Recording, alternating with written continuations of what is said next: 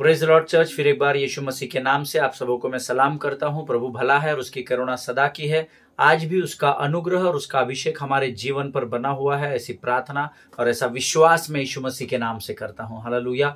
और मेरा विश्वास है कि आप सब लोग भी आज जिस स्थान पर है उस स्थान पर आप स्वस्थ है, सुरक्षित है, क्योंकि परमेश्वर जब तक हमारे जीवन में अपने उद्देश्य को पूर्ण न कर ले तब तक वो हमारी हानि को होने नहीं देगा। हालेलुया। और मेरा विश्वास है कि आज फिर एक बार आप पूर्ण रीति से तैयार होकर यहाँ पर आए हैं ताकि आप प्रभु की वाणी को सुन सके और परमेश्वर के वचनों के द्वारा आशीषित हो सके। हालेलुया। आइए प्रियो, आज हम फिर एक बार अपने अपने पवित्र शास्त्र निकालेंगे। पिछले 3 दिनों से हम लोग एक विषय पर मनन कर रहे हैं, अध्ययन कर रहे हैं। कीप नॉकिंग कंटिन्यूअसली, ये हमारा टॉपिक, सरमन का टॉपिक है। हमारा जो सरमन का जो हेडिंग है that is keep knocking continuously, लगातार खटखटाते रहे। और मत्ती रचित सुसमाचार उसका 7वां अध्याय उसका 7वां वचन कहता है, मांगो तो तुम्हें दिया जाएगा, ढूंढो तो तुम पाओगे, और खटखटाओ तब तुम्हारे लिए खोला जाएगा। तो ये जो तीसरा भाग है, खटखटाओ तो तुम्हारे लिए खोला जाएगा, इस विषय को लेकर प्रभु ने कुछ बातें मेरे हृदय, मेरे मन में डाली है, जिसको मैं आप तक पहुंचा रहा हूं। और आज हम उसी वचन पर मनन और अध्ययन करेंगे। और इस समय इससे पहले कि हम प्रभु से वाणी को प्राप्त करें, हम इस समय अपने अपने पवित्र शास्त्र खोलकर भजन संहिता उसका 18 अध्याय उसके 1 से 3 वचनों को पहले पढ़ेंगे। साम्स चैप्टर 18 वर्सेस 1, 2 and 3, भजन संहिता उसका 18 अध्याय उसके 1, 2 और 3 वचनों को पढ़ेंगे। वचन कहता है, हे परमेश्वर, हे मेरे बल, मैं तुझसे प्रेम करता हूँ। यहोवा मेरी चट्टान और मेरा गढ़ और मेरा छुड़ाने वाला है। मेरा ईश्वर मेरी चट्टान है जिसका मैं शरणागत हूँ। वह मेरी ढाल और मेरी मुक्ति का सिंह और मेरा ऊंचा गढ़ है। मैं यहोवा की जो स्तुति के योग्य है पुकारूंगा। इस प्रकार मैं अपने शत्रुओं से बचाया जाऊंगा। परमेश्वर इन पढ़े हुए वचनों पर हम में से प्रत्येक को आशीष दे। प्रियो, प्रभु भला है और वो अपने वायदे और अपने वचन से कभी भी नहीं मुकरता है, ऐसा वचन में लिखा है। हालेलुया। ये वचन जब आज मैं अध्ययन कर रहा था, इस समय जब मैं पढ़ रहा था, तो प्रभु ने कुछ बातों को मेरे हृदय में डाला। पहला वचन कहता है, हे परमेश्वर, हे मेरे बल, मैं तुझसे प्रेम करता हूं। आमीन। अगर आज आप परमेश्वर से प्रेम करते हैं, वैसा प्रेम जैसा परमेश्वर आपसे करता है, अगर आप आत्मा और सच्चाई से यहोवा से प्रेम करते हैं, तो परमेश्वर कहता है कि परमेश्वर आपके लिए सामर्थ और बल का परमेश्वर बन जाएगा। हालेलुया। हमको प्रभु से प्रेम करना बहुत जरूरी है प्रियो, क्योंकि अगर हमने उद्धार पाया है, अगर हम विश्वासी कहलाते हैं, अगर हम धर्मी कहलाते हैं, और अगर हम परमेश्वर से प्रेम नहीं करते, तो कुरिन्थियों की किताब के 13वें अध्याय में हम प्रेम के बारे में पढ़ चुके हैं। हालेलुया। प्रेम झुंझलाता नहीं है, प्रेम ये नहीं करता है, प्रेम वो नहीं करता है, प्रेम ये करता है, प्रेम वो करता है। प्रेम अगर हम किससे करते हैं, तो ये जो प्रेम है ये क्या करता है, किन बातों की हमें आज्ञा देता है और किन बातों की हमें आज्ञा नहीं देता है, उसके विषय में हम कुरिन्थियों की किताब में बहुत बार सीख चुके हैं। और आज मैं आपको बताना चाहता हूं इस वचन के द्वारा कि अगर आप परमेश्वर से प्रेम करते हैं तो परमेश्वर अपनी सामर्थ और बल से आपको जरूर भरकर तैयार करेगा। हालेलुया। दूसरा वचन कहता है, यहोवा मेरी चट्टान और मेरा गढ़ और मेरा छुड़ाने वाला है। मेरा ईश्वर मेरी चट्टान है जिसका मैं शरणागत हूँ। वह मेरी ढाल और मेरी मुक्ति का सिंह और मेरा ऊंचा गढ़ है। हालेलुया। परमेश्वर इन पढ़े हुए वचनों पर आशीष दे। प्रिय वचन कहता है, यहोवा मेरी चट्टान और मेरा गढ़ और मेरा छुड़ाने वाला है। हालेलुया। ये भजन दाऊद ने लिखा हुआ है। क्या आज आप इस बात पर विश्वास करते हैं कि हर संकट के परिस्थिति से छुड़ाने वाला परमेश्वर आपका परमेश्वर है? हर परिस्थिति से बचाने वाला और ऊंचे गढ़ों पर ले जाकर हमें स्थिर करने वाला परमेश्वर आपका परमेश्वर है। और वचन कहता है, वह मेरी ढाल और मेरी मुक्ति का सिंह और मेरा ऊंचा गढ़ है। हालेलुया। संकट के समय में अति सहजता से वो परमेश्वर मिलता है। और वचन कहता है, जब आप विकट परिस्थितियों में और परेशानियों से घिरे हुए पाए जाते हैं, तो परमेश्वर विश्वास की ढाल बनकर आपके जीवन में कार्य करता है। हालेलुया। प्रियो, आप जीवन के किसी भी परिस्थिति का सामना क्यों न कर रहे हो, परंतु जब आप परमेश्वर को अपना शरण स्थान और अपना गढ़ मानते हो और उस बात का अंगीकार करते हो, तो सारा स्वर्ग आपकी सहायता के लिए पृथ्वी पर उतर आता है। आमीन। तीसरा वचन कहता है, मैं यहोवा को जो स्तुति के योग्य है पुकारूंगा। आमीन। इस वचन को आप अंडरलाइन कर लीजिए। सबसे पहले एक बात तो आप समझ लीजिए कि यहोवा स्तुति के योग्य परमेश्वर है। हालेलुया। और वचन कहता है मैं यहोवा को जो स्तुति के योग्य है उसको मैं पुकारूंगा। हालेलुया। मुझे और आपको अपने मुखों के द्वारा यहोवा का अंगीकार करना बहुत जरूरी है। आमीन। अगर आप परमेश्वर के नाम का अंगीकार नहीं करेंगे तो परमेश्वर आपके लिए कार्य को नहीं कर पाएगा, क्योंकि वचन कहता है विश्वास के लिए मुंह से अंगीकार किया जाता है। हालेलुया। प्रियो, मुझे और आपको ये याद रखना है कि जब हम परमेश्वर जो स्तुति और आराधना के योग्य है, जो स्तुति के सिंहासन पर विराजमान होने वाला परमेश्वर है, जब आप और मैं उसको पुकारते हैं, उसके नाम का अंगीकार करते हैं, तो वचन कहता है मैं अपने शत्रुओं से बचाया जाऊंगा। हालेलुया। संकट के समय में जब हम यहोवा की दुहाई देते हैं तो ये स्वर्ग का परमेश्वर यहोवा ही है जो यहोवा निस्सी बनकर हमारे जीवन में जय के झंडे को लेकर उतर आता है। हालेलुया। प्रिय परमेश्वर इन वचनों को समझने में आपकी सहायता और मदद करे। हमने वचन हम रोज पढ़ते हैं, कई बार पढ़ते हैं, कई बार ऐसा होता है कि वचनों को पढ़कर हम कुछ बातों को समझते हैं, कई बार ऐसा भी होता है कि वचन पढ़कर हमें वो समझ में नहीं आते, हमारे सिर के ऊपर से चले जाते हैं। लेकिन अगर हम उसे बार बार पढ़ेंगे तो मैं आपको बताता हूँ वे वचन ही है जो आपके मार्ग के लिए उजियाला बनकर काम करेंगे। हालेलुया। प्रियो, इस बात को हमेशा ध्यान में रखना कि यीशु मसीह ही वचन है, क्योंकि ऐसा परमेश्वर का वचन में लिखा है। आमीन। आइए इस समय से पहले कि हम प्रभु से वाणी को प्राप्त करें, हम अपने आप को नम्र और दीन करें और हम प्रभु के सामने सब मिलकर प्रार्थना करेंगे। आइए हम दुआ करें। खुदावन प्रभु यीशु नासरी के नाम से सुंदर और पवित्र समय के लिए हम तुझे धन्यवाद देते हैं। राजा, तू महान और जीवित परमेश्वर है, तेरी स्तुति और प्रशंसा करते हैं। प्रभु जी, परमेश्वर पिता, तेरे तुल्य और कोई नहीं जिसे हम हे अब्बा हे पिता कहकर पुकार सके। प्रभु इस सुंदर समय में परमेश्वर पिता हम फिर एक बार अपने शरीर, प्राण, आत्मा और बुद्धि को तुझे समर्पित करते हैं। प्रभु जी, परमेश्वर पिता, तू हमारी सहायता और मदद कर, हमें लगने वाली हर एक जरूरत को तू अपने स्वर्गीय भंडार से पूर्ण करता है, इसलिए हम तुझे धन्यवाद देते हैं। शैतान की हर एक युक्ति योजनाओं को प्रभु हम अपने जीवन के हर एक क्षेत्र से यीशु नासरी के नाम से दूर जाने की आज्ञा देते हैं। राजा, शैतान की वो हर लोमड़ी जो हमारे परिवारों को, हमारी सेवकाई को, हमारे कार्य के स्थानों को कमजोर करने का प्रयत्न करती है, उस हर एक लोमड़ी को यीशु के नाम से हम नरक लोक की अग्निकुंड में ढकेलते हैं। परमेश्वर पिता, प्रभु जी, हम प्रार्थना करते हैं, अपने आप को नम्र और दीन करते हैं, अपने आप को यीशु के लहू में सुरक्षित करते हैं, समर्पित करते हैं। राजा, और इस प्रार्थना को धन्यवाद और पूरे विश्वास के साथ हमारे उद्धारकर्ता जीवित परमेश्वर यीशु नासरी के मीठे और पवित्र नाम में मांगते हैं। सुनिए और बड़ी दया से ग्रहण कीजिए। आमीन, आमीन। हालेलुया। परमेश्वर भला है और इस समय उसकी उपस्थिति हमारे मध्य में है। वचन कहता है वो इतना महान परमेश्वर है कि जिसका सिंहासन स्वर्ग में है और पृथ्वी उसके पांव की चौकी है। आमीन।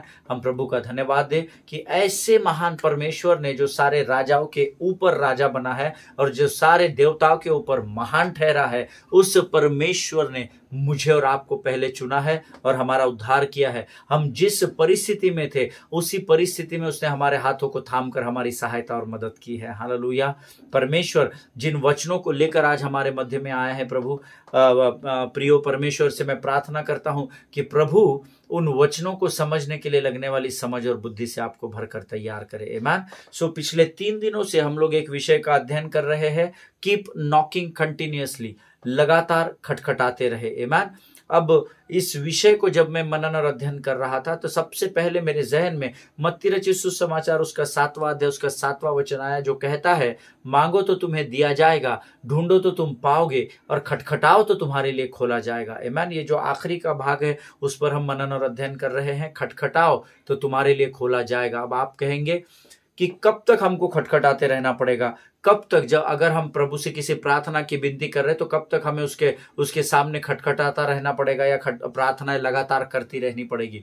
तो हमारा विषय है कीप नॉकिंग कंटिन्यूअसली, लगातार खटखटाते रहे। आमीन। क्योंकि प्रकाशित वाक्य में का परमेश्वर कहता है कि मैं, ये यीशु मसीह स्वयं के बारे में गवाही देता है, मैं द्वार पर खड़े होकर खटखटाता हूं और जो कोई मेरे शब्द को पहचान कर द्वार को खोलेगा तब मैं उसके घर के भीतर प्रवेश करूंगा। आमीन। अब यहाँ समय सीमा यीशु मसीह ने तय नहीं की है।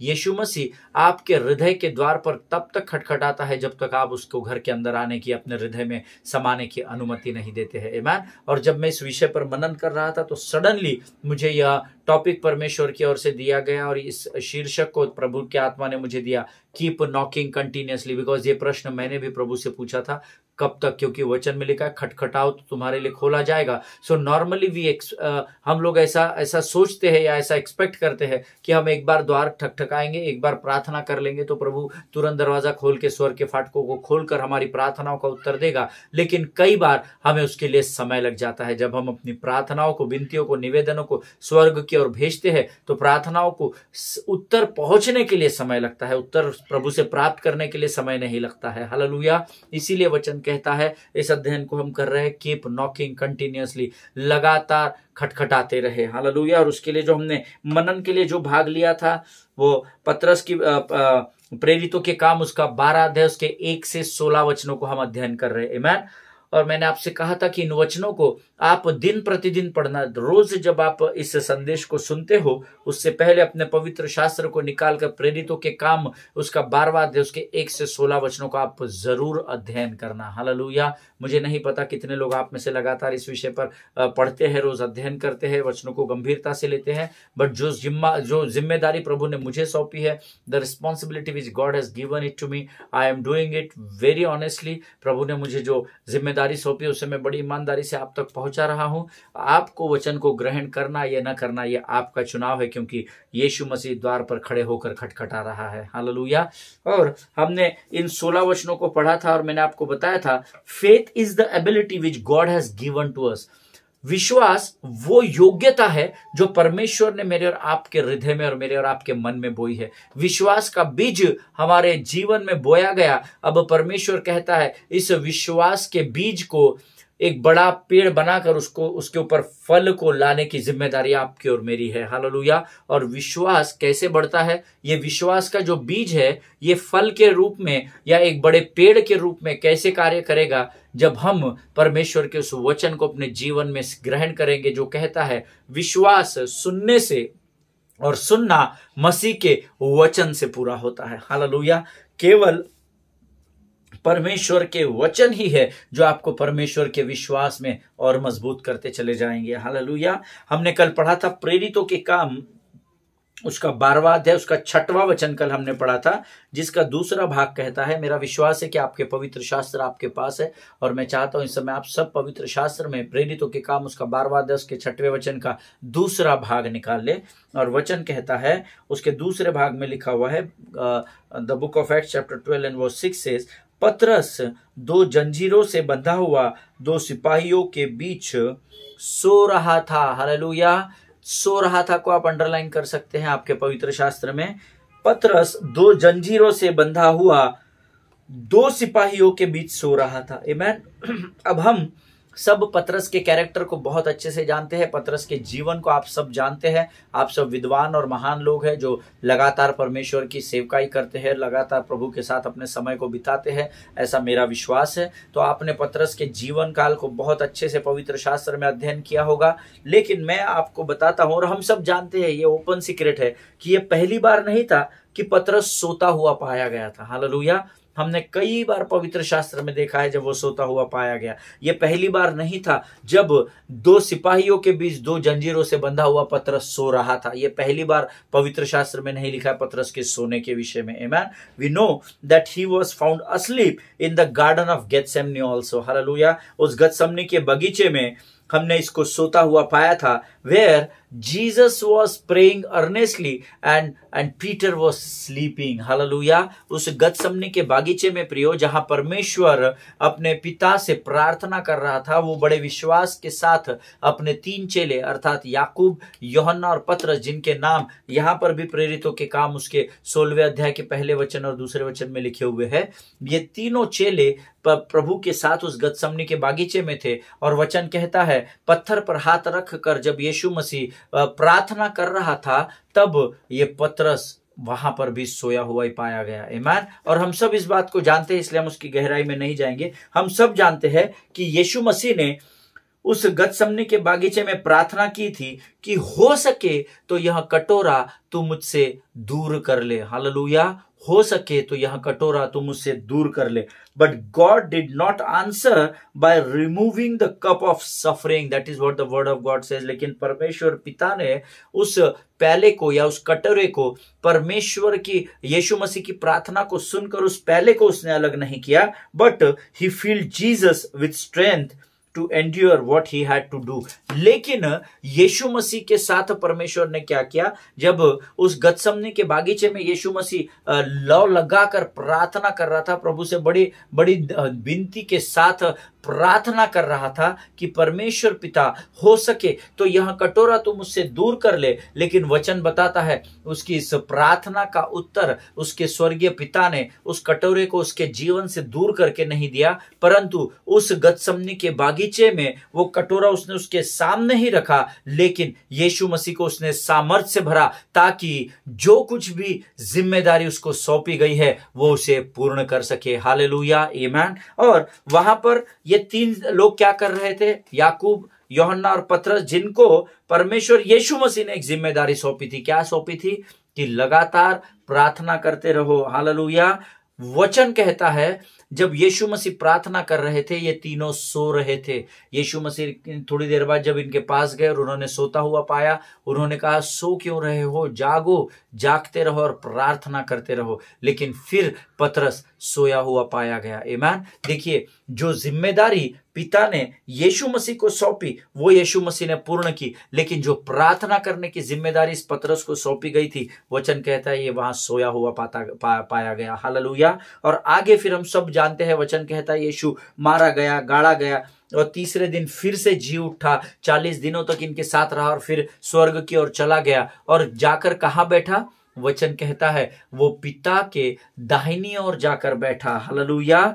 बैठा लिखा है वो जाकर, प्रभु यीशु मसीह रो नहीं रहा था, स्वर्ग में जाकर अपने पिता से कंप्लेन नहीं कर रहा था, क्या पिता तू मेरा बाप है और मैंने तुझसे कहा कि ये तकलीफ मेरे जीवन में सहने से बाहर है, मेरा आत्मा तो तैयार है परंतु शरीर निर्बल है और ये सारी बातें मैं तुझसे कह रहा था, तुझे मेरी थोड़ी भी दया नहीं आई। नहीं, वो वहां पर जाकर रो नहीं रहा था। वचन ध्यान से पढ़िएगा, जब भी आप पढ़ेंगे, ना तो वो रो रहा था, ना अपने पिता से कंप्लेन कर रहा था, ना तो जाकर उसने ये बोला कि बाबा अधलोक में मैंने बहुत लड़ाई करके अधलोक की कुंजियों को लाया है पिता, अभी 15 दिन मुझे किसी ने उठाने का नहीं, मैं अभी दबा के सोऊंगा, बहुत तकलीफ सहन करके आया। नहीं, वो वचन कहता है वो जब तीसरे दिन जे उठा तो वो पिता की दाहिनी ओर जाकर बैठा, विराजमान हुआ, ऐसा शब्द आया है। हालेलुया। वो जाकर सोया नहीं है, लेकिन वचन कहता है वो पिता की दाहिनी ओर जाकर बैठा।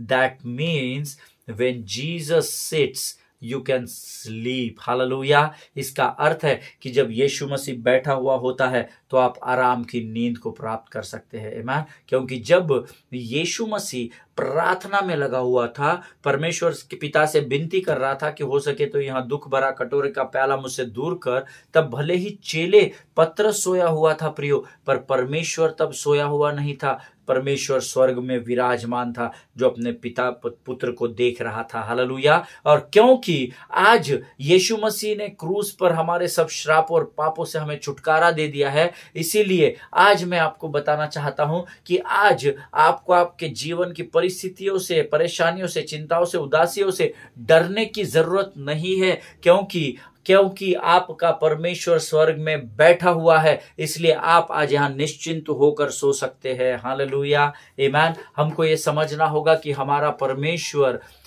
केवल इस पृथ्वी का, उस स्वर्ग का नहीं, परंतु अधोलोक का भी परमेश्वर है। हालेलुया। तीनों लोकों पर उसने विजय को प्राप्त किया है। आमीन। आप और मैं जीवन की किसी भी परिस्थिति में आज हो सकते हैं। मुझे आपके जीवन की परिस्थिति नहीं मालूम, तकलीफें, दुख नहीं मालूम, पर जब यीशु सिंहासन पर बैठा रहता है, या आज जब यीशु सिंहासन पर बैठा है, then we can sleep through anything. आप जब आज यीशु मसीह बैठा हुआ है, सिंहासन पर विराजमान है, उसने आपके चित्र को अपने हथेली पर गोद कर रखा है, जिससे कोई भी बात छिपती नहीं है। Always remember we can sleep through anything when Jesus is seated on the throne. Hallelujah. हम जीवन की किसी भी परिस्थिति में आरामदेह स्थिति में जीवन को बिता सकते हैं, क्योंकि स्वर्ग का परमेश्वर सिंहासन पर विराजमान है। हालेलुया। वो मरा नहीं है, वो मुर्दों में से जी उठा है। वो आपके जीवन के हर पल, हर क्षण की बातों को जानता है। वो इतना महान परमेश्वर है जिसके विषय में बाइबल कहता है कि उसने आपके सिर के बालों को तो गिन कर रखा है। आमीन। गतसमनी के बागीचे में जब यीशु मसीह प्रार्थना कर रहा था, मेरे सामने ये पूरा अध्ययन है लिखा हुआ, और जब वो प्रार्थना कर रहा था तो पतरस सो रहा था और यीशु ने उससे क्या कहा था? जागते रहो। हालेलुया। गतसमनी के बागीचे में पतरस थका हुआ था, इसीलिए वो सो रहा था, लेकिन इस बंदी गृह में पतरस थकान की वजह से नहीं सोया था। हालेलुया। जिनके सुनने के कान हो वो सुन ले कि प्रभु क्या बताना चाहता है। उस गतसमनी के बागीचे में ये लोग सेवकाई करके आए होंगे, या कहां से आए थे मुझे पता नहीं है, याद नहीं आ रहा है, लेकिन उस समय ये तीनों के तीनों चेले सो रहे थे क्योंकि ये थके हुए थे, ऐसा पवित्र शास्त्र में लिखा हुआ है। लेकिन यहां पर आज इस अध्ययन में पतरस प्रेरितों के काम उसके 12वें अध्याय में, यहां पर जब दो जंजीरों में दो सिपाहियों के बीच जकड़ा हुआ ये पतरस सो रहा था, तो यहां पर ये थकान के वजह से नहीं सो रहा था। हालेलुया। भले ही उस गतसमनी के बागीचे में वो थकान की वजह से सोता हुआ पाया गया, लेकिन वचन कहता है यहां पर पतरस थकान के वजह से नहीं सोया था। Hallelujah. Peter was sleeping out of weakness in the garden, but he was not sleeping out of weakness in Acts chapter 12. इस बात को ध्यान में रखिएगा। गतसमनी का पतरस थकान की वजह से सोया हुआ था, प्रेरितों के काम का 12वें अध्याय का पतरस थकान की वजह से नहीं सोया था। तो क्या फिर पतरस को नींद की बीमारी थी क्या? फिर क्यों सोया हुआ था? क्या पतरस को नींद की बीमारी थी, या पतरस सामर्थ्य था इसीलिए इसको जड़ी बूटी दिलाकर हेरोदेस राजा ने सुला दिया था कि बाबा ये 12, 15, 16 लोगों को भारी पड़ जाएगा, तो इसको कुछ जड़ी बूटी खिला दो ताकि अनकॉन्शियस हो जाए, ताकि ये कमजोर पड़ जाए शरीर में, ये बेसुध हो जाए, बेहोश हो जाए, इसीलिए वो सोया हुआ था। क्या उसको नींद का इंजेक्शन दिया गया था क्या? ऐसे बहुत सारे सवाल थे जो मैंने परमेश्वर से पूछे जब मैं इस अध्ययन को कर रहा था, लेकिन हर बार परमेश्वर ने मुझे सोचने के लिए समय दिया। उस समय इंजेक्शन नहीं होता था। हालेलुया। और मेरा ऐसा विश्वास है कि बंदी गृह में अगर उसको दूसरे दिन सुबह लोगों के सामने हेरोदेस लेकर आने वाला था, तो खातरी से उसको वो कोई भी जहर या ऐसा कुछ देगा नहीं जिसके वजह से वो बेहोश हो जाए, या अगर उसके शरीर के साथ कुछ कमजोर हो जाए तो जरूर उसको जड़ी बूटी भी नहीं दी गई होगी। तो फिर क्या पतरस 25-30 दिनों से पैदल चल कर आया था क्या? नहीं, ऐसा भी कुछ पवित्र शास्त्र में लिखा हुआ नहीं है। तो मैंने प्रभु से पूछा, what was the reason that fearlessly Peter was sleeping in the prison? प्रभु इसका क्या कारण होगा कि पतरस उस बंदी गृह में बड़े आराम के साथ उन सिपाहियों के बीच में जंजीरों से बंधा हुआ सो रहा था। Hallelujah. And then the spirit of the Lord spoke to me when I was meditating upon this word, keep praying. Hallelujah.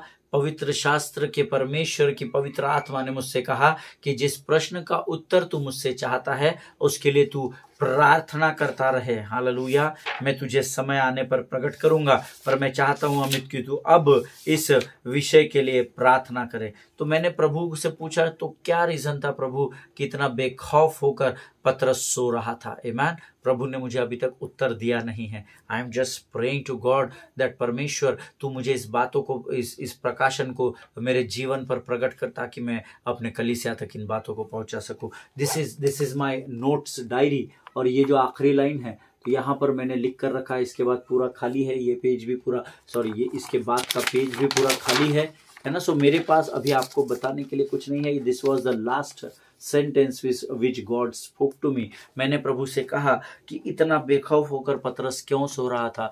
The spirit of the Lord says keep praying. Hallelujah.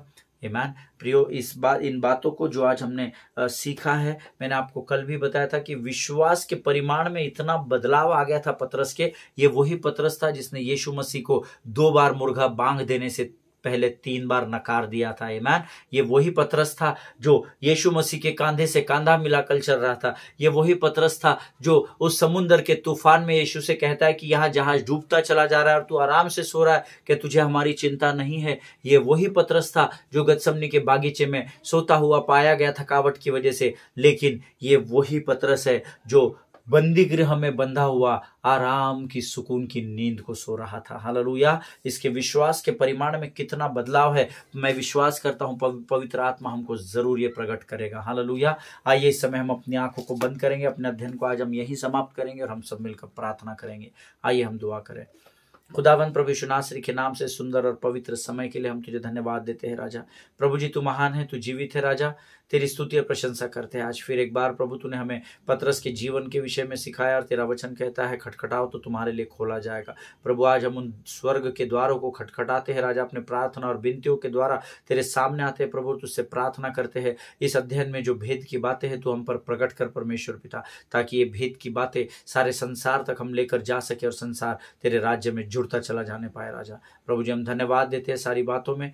परमेश्वर पिता, तू विश्वास योग्य बना रहा और आगे भी बना रहेगा, ऐसा विश्वास करते हैं प्रभु जी। अब तक हमारे साथ रहा, इसलिए धन्यवाद देते हैं। फिर एक बार अपने आप को यीशु के लहू में डुबोते हैं और इस प्रार्थना को धन्यवाद और विश्वास के साथ यीशु नासरी के नाम से मांगते हैं। सुन और बड़ी दया से ग्रहण कर। आमीन, आमीन। हालेलुया। परमेश्वर भला है और उसकी करुणा सदा की है। प्रियो, आज हम अपने अध्ययन को यहीं समाप्त कर रहे हैं। कल जो भी प्रभु वचन देगा वो जरूर मैं आप तक लेकर आऊंगा। आज मैं अपने स्टूडियो में नहीं हूँ, मैं अपने ऑफिस में भी नहीं हूँ। I am somewhere out to preach the word. मैं शहर से बाहर हूँ, एक स्थान पर, एक कलीसिया में कल मुझे वचन की सेवकाई करनी है। प्रभु मुझे यहाँ लेकर आया है। आप मेरे लिए जरूर प्रार्थना करते रहे। कल एक बार हम फिर मिलेंगे, तब तक स्वस्थ रहे, सुरक्षित रहे, एक दूसरे के लिए प्रार्थना करते रहे, अपने पासबानों के लिए, उनके परिवारों के लिए जरूर प्रार्थना करें। सभी को जय मसीह की। God bless you all.